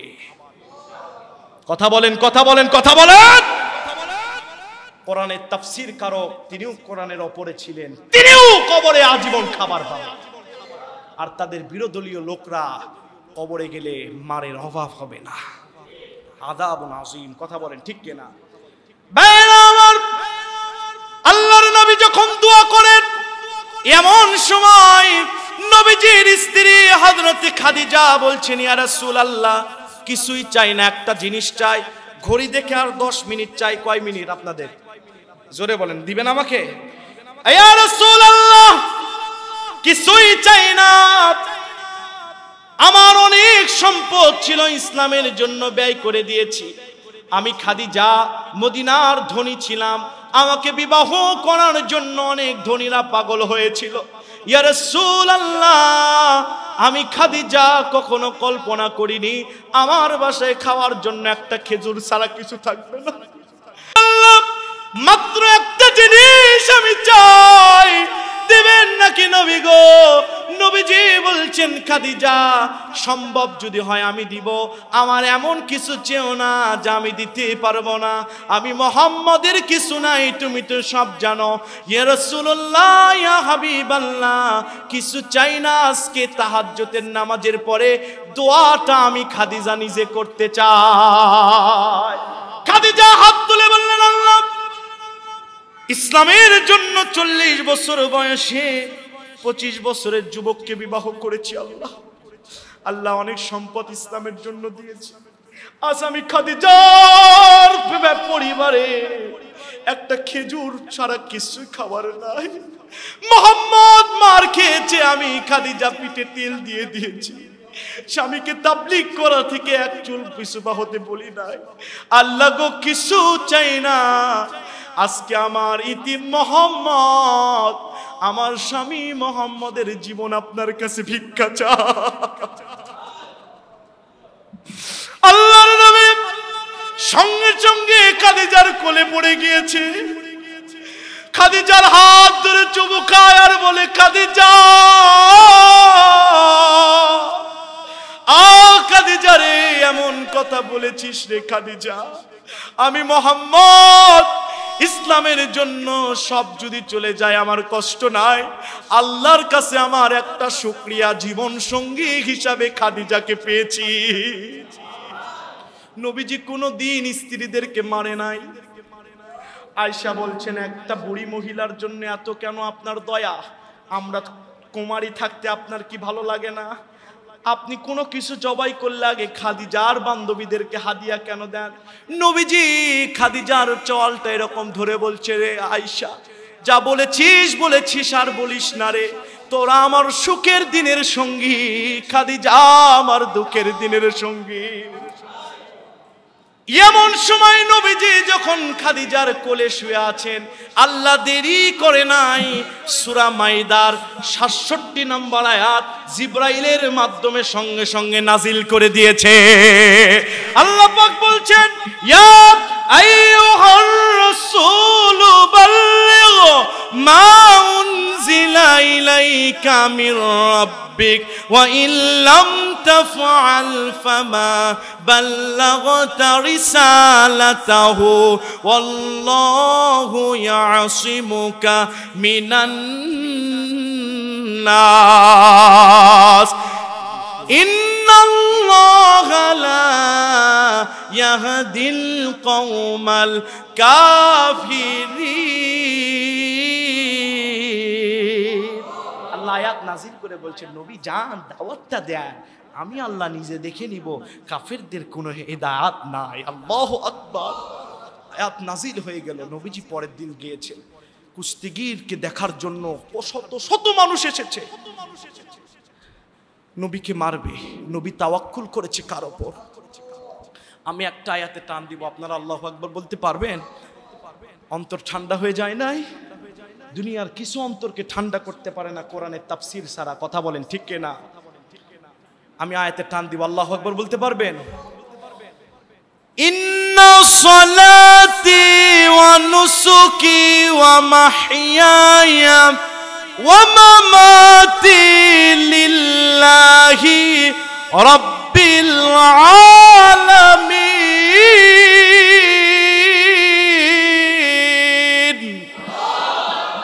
নামাজ, হায়াত, মউত কার জন্য?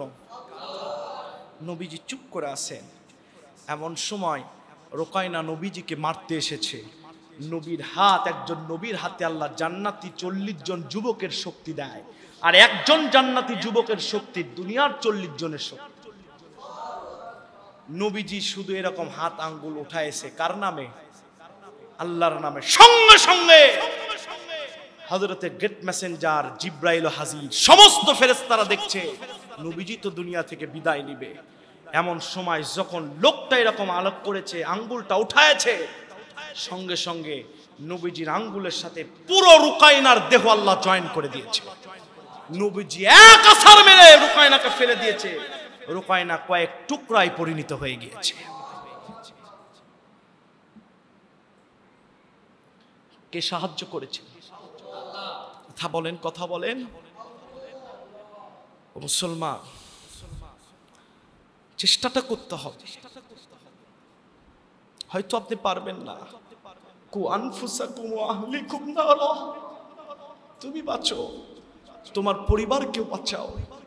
হয়তো বা পারবেন না, তাই বলে কি দাওয়াত দিবেন না? জোরে বলেন। আল্লাহ নিজে সাহায্য করবে। ও যুবক, একটু মাকে বলেন, একটু ফ্রেন্ডকে বলেন, আল্লাহ সাহায্য করবে। কয়েক বছর ব্যবধানে দেখা যাবে ওই ফ্যামিলি পর্দা ছাড়া, নামাজ ছাড়া কিছু বুঝে না। ঠিক কিনা বলেন? কি আছে দুনিয়াতে বলেন তো? আমি কিছু মিনিট, 5 মিনিট একটু আপনাদের বিবেককে নাড়ানোর জন্য বলবো। পুরো কোরআনের তাফসীরটা আমরা বুঝলাম তো। মূল বিষয় হচ্ছে আমাদের তাবলীগ করতে হবে। এখন শুনেন, যুবকদেরকে একটা কথা বলি, ফেসবুক জান্নাতে নিয়ে যেতে পারে, ফেসবুক জাহান্নামে নিয়ে যেতে পারে। হইতে পারে এই ফেসবুক আপনার জান্নাতে যাওয়ার একটা ওসিলা, হতে পারে এই ফেসবুক জাহান্নামে যাওয়ারও একটা ওসিলা। কথা বলেন ঠিক কিনা? আপনি প্রত্যেকদিন কোরআনের একটি করে আয়াত, একটি করে হাদিস আপনি ফেসবুকে পোস্ট করেন, ঘুরতে যান, সেটা পোস্ট করতে ভুলেন না। কিন্তু এত বড় দাওয়াতি প্ল্যাটফর্ম নিজের হাতে থাকার পরেও একটা দিন কোরআনের আয়াত পোস্ট দিতেও আপনার মন চায় না। কথা বলেন।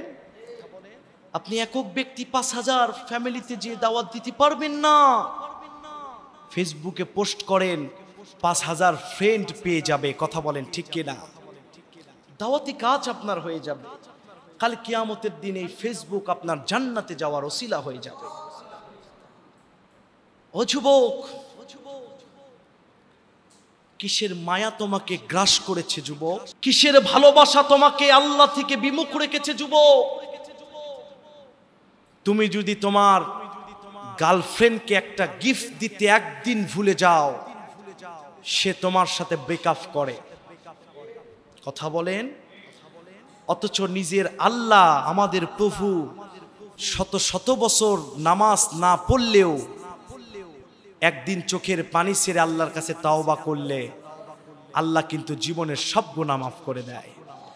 তোমার গার্লফ্রেন্ডকে তুমি একটা গিফট না দিলে ব্রেকআপ করে, আর তোমার আল্লাহর ইবাদত না করার পরেও যদি তওবা করো, আল্লাহ কিন্তু ব্রেকআপ করে না। ঠিক কিনা বলেন? আল্লাহ দেখতে থাকে আমার বান্দা কখন চায়। একবার যদি চোখের পানি ফেলে দেয়, 25 বছর 30 বছরের গুনাহ আমি মুছায় দিব। আমি তো আল্লাহ। জোরে বলেন সুবহানাল্লাহ। ও মুসলমান,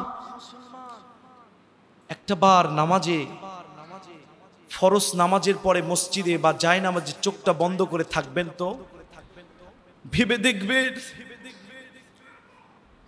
কল্পনার জগতে চতুর্দিকে মাইকিং হচ্ছে, সিয়াম নাই, মানুষগুলো আসছে আপনাকে দেখতে, কাফনের কাফন পরায় দেওয়া হচ্ছে, গোসল দেওয়া হচ্ছে, জানাজা দিয়ে কবরে আপনাকে আশহাদু আল্লা ইলাহা ইল্লাল্লাহ ওয়া আশহাদু আন্না মুহাম্মাদার রাসূলুল্লাহ বলে কবরে রেখে আসা হচ্ছে। একবার কল্পনা করেন, এই কল্পনা একদিন বাস্তব হবে কিনা? জোরে বলেন। সেদিন একটু ডানে তাকাবেন, বাঁয়ে তাকাবেন, কাউকে তো আপনার কাছে পাবেন না। কেন আল্লাহকে ভুলেন? কেন আল্লাহকে ভুলেন? গোরস্থানে যেয়ে দেখেন কত দামি দামি ব্যক্তিগুলো কবরে শুয়ে আছে, পৃথিবীর কেউ যায় না তাদের খবর নিতে। ওই গোরস্থানের এক কোণায় আমার আপনার একদিন কবর হয়ে যাবে, আমাদেরও খবর নিতে যাবে না কেউ। কথা বলেন ঠিক কিনা? দুনিয়ার টাকা আপনাকে বলে আয় আরেকটু বড় লোক হই, স্বার্থ আপনাকে বলে আয় আরেকটু স্বার্থ হাসিল করে নি। এই স্বার্থ টাকা করতে করতে পিছন থেকে আজরাইল কখন যে আপনাকে অ্যারেস্ট করে কবরে দিয়ে দিবে আপনি কিছু বুঝতেই পারবেন না। কথা বলেন ঠিক কিনা? এজন্য টাকা কামাই করবেন, ফিদ দুনিয়া ওয়াল আখিরা, দুনিয়ার হাসানা আখিরাতের হাসানা দরকার, তবে নামাজটা আগে রাখতে হবে। কথা বলেন ঠিক কিনা? তাওবাটা আগে রাখতে হবে। গুনাহ হয়ে গিয়েছে, ও যুবক কত গুনাহ করেছো তুমি? তুমি কি মদ খেয়েছো? তুমি কি নামাজ কাজা করেছো? তুমি কি বাবা মার সাথে খারাপ আচরণ করেছো? তুমি কি চরিত্রকে নষ্ট করে ফেলেছো? গভীর রাত্রে একদিন সবাই যখন ঘুম, তুমি তাহাজ্জুদে দাঁড়িয়ে চোখের পানি টপ টপ করে ফেলে নামাজটা একটা পড়ো, সেজদায় গিয়ে একটু কান্না করো, আল্লাহ অনেক ভুল করেছি, আল্লাহ কার কাছে বলবো? যাকে বলবো সে তো আমাকে অপমান করবে, কিন্তু আপনার কাছে বলছি আল্লাহ আপনি তো অপমান করবেন না, আল্লাহ একটু মাফ করে দেন। বিশ্বাস করেন, কোরআন প্রমাণ করে, উদউনি আস্তাজিব লাকুম, আপনার চোখের পানি নাকের গোড়ায় আসতে দেরি, জীবনের সব গুনাহ আমার আল্লাহর ক্ষমা করে দিতে দেরি হবে না। আপনার গুনাহ শুধু ক্ষমাই করবেন না তিনি আপনার গুনাহগুলো সব নেকি বানিয়ে দিবে। পৃথিবীতে দুটি জিনিসকে মেনে চলবেন, জীবনে ঠকবেন না। জোরে বলেন কয়টি? নাম্বার 1, নৈতিকতা ঠিক রাখবেন, চরিত্র এবং নৈতিকতা ঠিক রাখবেন, পৃথিবীর কেউ যেন আপনাকে বাটপার না বলতে পারে। নাম্বার 2, আল্লাহর সাথে রাতের বেলা সম্পর্ক বাড়াইবেন, পৃথিবীর কোনো মানুষ আপনাকে ক্ষতি করতে পারবে না।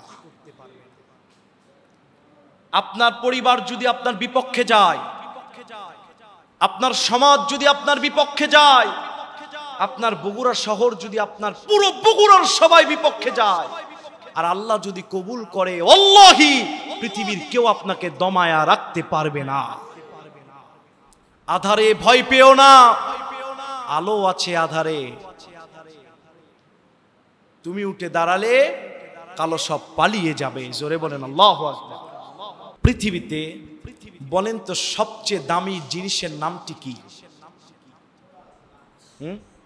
কোরআন তো আছেই। পৃথিবীর সবচেয়ে দামি জিনিসের নাম হচ্ছে সময়। সময়, এই সময় নষ্ট হয়ে গেলে দুটি জিনিস হারিয়ে ফেলতে হয়, একটা আখিরাত আর একটা আল্লাহর ভালোবাসা। যুবকেরা একটু সময়কে কাজে লাগাও। বর্তমান জরিপে এসেছে 72% যুবকেরা সবচেয়ে বেশি মারা যাচ্ছে। একটু কাজে লাগাও সময়টা। বন্ধুর সাথে অনেক আড্ডা দিয়েছ, পড়ার টেবিলে বেশিক্ষণ থাকো। বহির্বিশ্বে যে দাজ্জালের ফিতনাগুলো তৈরি হয়েছে, এই দাজ্জাল সম্পর্কে জানা এটা আমাদের ইমানি দাবি। কথা বলেন ঠিক কিনা? মুসলমানদেরকে, ফিলিস্তিনের মুসলমান সহ বাংলার মুসলমানদেরকে ইহুদি খ্রিস্টানরা যেভাবে জড়ায় নিয়েছেন, এটা জানা আমাদের ইমানের দাবি। কথা বলেন। সময় নষ্ট না করে যুবকদের আজকে 1 নাম্বার দাবি হচ্ছে পড়ার টেবিলে বসে বিশ্বকে জানা। কথা বলেন ঠিক কিনা? যখন বিশ্বকে জানতে পারবেন, দাজ্জালের ফিতনা আপনাকে হাত ছানি দিয়েও হাতে নিতে পারবে না। কথা বলেন ঠিক কিনা? আর যদি ফিতনায় পড়ে যান, ঈমান রক্ষা করা যাবে না। ঈমান চলে গেলে আখিরাতে মুক্তি পাওয়ার কোনো উপায় থাকবে না। আমার ভাইরা, নাম্বার 2, আমাদের বাবা মা আছে না নাই? জোরে বলেন, আছে না? আমি ওই দিন চমকপ্রদ হয়েছি যেদিন হাদিসে পড়েছি ফ্যামিলির জন্য খরচ করাটাও সৎকার ভিতরে সমতুল্য। বাবা মার জন্য বেশি খরচ করবেন। যুবক, কামাই করেন না আপনি, পকেটে 200 টাকা, 100 টাকায় বাবা মার জন্য কিছু নিয়ে যান। ওই পকেট যিনি আপনাকে ভরিয়ে দিবেন তিনি কে? পৃথিবীতে সফলতার জন্য ওঠার কোনো রাস্তা নাই, সফলতার মানদণ্ডে যাওয়ার কোনো রাস্তা নাই। সিঁড়ি মাত্র একটা, সেটা হচ্ছে বাবা মার খেদমত। যে যত বাবা মার খেদমত করেছে দুনিয়াতে, সে শত সাফল্য মণ্ডিত হয়েছে। ইয়া রাসূলুল্লাহ, মানায় খেদমত করব কার? খালার। খেদমত যত করবেন, বিনয় যত হবেন, দিয়ে দিবেন কে? জোরে বলেন কে? আপনার কেউ গীবত করে, আপনার কেউ সমালোচনা করে, কেউ আপনার সমালোচনা করে, তার সবচেয়ে বড় ওষুধটা কি জানেন? কেউ যদি আপনার সমালোচনা করে, আপনি চুপ থাকেন। চুপ থাকুন, ধৈর্য ধরুন। যখন আপনি করলেন, আল্লাহর করার কিছু থাকে না। যখন আপনি কিছু করবেন না, আপনাকে বিজয় করে ওদের সমালোচনার উত্তর যিনি দিয়ে দিবেন তিনি কে? আল্লাহ। আল্লাহ নিজে সেটা নিয়ে নেবে। চুপ থাকেন আর একটু শুয়ে থাকেন। পৃথিবীতে শত্রু থাকা দরকার। যার শত্রু নাই, তার গাড়ির ব্রেক নাই। কথাটা আবার বলছি, যার শত্রু নাই, তার গাড়ির ব্রেক নাই। শত্রু থাকলে আপনি ঘুমাতে পারবেন না, আপনাকে উঠে বসতে হবে। কথা বলেন ঠিক কিনা? আর যখন শত্রু আপনার থাকবে না, আপনি ঘুমান আর যা করেন, আপনার ভিতরে তিক থাকবে না। কথা বলেন ঠিক কিনা? সফলতার জন্য 3টি জিনিস প্রয়োজন। একটা হচ্ছে আল্লাহর প্রতি তাওয়াক্কুল, 2 নাম্বার নিজেকে বিনয়ী করা, 3 নাম্বার সকল পরিস্থিতিতে ধৈর্যশীলতার অবলম্বন করা। এই 3টি জিনিস যদি আপনার থাকে, 4 নাম্বার যদি আপনি প্রচেষ্টা করেন, আপনাকে জিরো থেকে যিনি হিরো বানাবেন তিনি কে? আপনার সমালোচনা যিনি করছে তাকে করতে দিন, প্রয়োজনে তাকে একটা হ্যান্ড মাইক কিনে দিন। বলবেন হুজুর কেন? সে তার কষ্টার্জিত, কষ্ট করা আমলগুলো আপনার জন্য সব দিয়ে দিচ্ছে, আর আপনার সব গুণাগুলো সে নিয়ে নিচ্ছে। কথা বলেন ঠিক কিনা? তাকে করতে দিন, হয়তোবা সে জিরোই থেকে যাবে, আর আপনি তাওয়াক্কুল করার কারণে আপনি জিরো একদিন হিরো হয়ে যাবেন। কথা বলেন ঠিক কিনা? সম্মানিত ভাইরা আমার, এই জন্য আমাদের জীবনে সাকসেসফুল হওয়ার জন্য বেশি কিছু লাগে না, যোগ্যতার চেয়েও অনেক কিছু যিনি দিতে পারে তিনি কে? জোরে বলেন কে? এই বাংলার জমিনে অনেকের যোগ্যতা জিরো, সেই যোগ্যতার জিরো মানুষদেরকেও ভাইরাল যিনি করেছেন তিনি কে? আল্লাহ করেছেন। পৃথিবীতে কেউ এমনি ভাইরাল হয় নাই, দেখবেন তার কিছু না কিছু দিক ভালো আছে যেটা আপনার ভিতরে নাই। এজন্য কঠোর প্রচেষ্টা করুন, বাবা মার খেদমত করুন, তাহাজ্জুদে চোখের পানি ছাড়ুন, বিদ্যুৎ গতিতে আপনার সফলতা আপনাকে ধরা দিবে। তৃষ্ণা লাগলে পানি এমনি হেঁটে আসে না, টিউবওয়েলের কাছে যেতে হয়। কথা বলেন, কথা বলেন। সাকসেস হওয়ার জন্য ঘুমালে হয় না, সাকসেস হওয়ার জন্য চেষ্টা করতে হয়। জীবনের সবচেয়ে বড় সাকসেস হচ্ছে আমরা জান্নাতি হব। এই সাকসেস হওয়ার জন্য ইবাদত করার দরকার আছে না নাই? ওই স্বপ্ন স্বপ্ন নয় যে স্বপ্ন ঘুমিয়ে দেখেন, ওই স্বপ্নই স্বপ্ন যেটা আপনাকে ঘুমাতে দেয় না। কথা বলেন ঠিক কিনা? আল্লাহ যেন আমাদেরকে তৌফিক দান করেন, বলেন আমিন। স্বামী আছেন, স্ত্রীকে দাওয়াত দিবেন। বাবা আছেন, সন্তানকে দাওয়াত দিবেন। সন্তান আছেন, বাবাকে দাওয়াত দিবেন। বাবা নামাজ পড়ে না, দাওয়াত দিবেন। এই যে দাওয়াতি কাজ আপনি করবেন, বাল্লিগু আন্নি ওয়ালাউ আয়া, একটি হরফও যদি যেন কোরআনের দাওয়াতি কাজ করো, আমাদের মূল ডেস্টিনেশন হবে আল্লাহর জান্নাত। জান্নাত আর জান্নাত আল্লাহ যেন কবুল করেন, বলেন আমিন। জোরে বলেন আমিন। আমি আমার অসমাপ্ত সংক্ষিপ্ত আলোচনা এখানেই শেষ করছি, দোয়া করছি আজকে যেমন একসঙ্গে বসেছি, কাল কিয়ামতের দিন যেন আল্লাহ বিশ্ব নবীর সাথে আমাদের একসঙ্গে জান্নাতুল ফেরদাউসে কবুল করেন, বলেন আমিন। এ বলে আমি আমার জন্য দোয়া চেয়ে আপনাদের জন্য দোয়া করে আজকের মতো এখানেই বিদায় নিচ্ছি। হাদা মা ইলমু ওয়াল ইলমু ইনদাল্লাহ। আসসালামু আলাইকুম ওয়া রাহমাতুল্লাহ।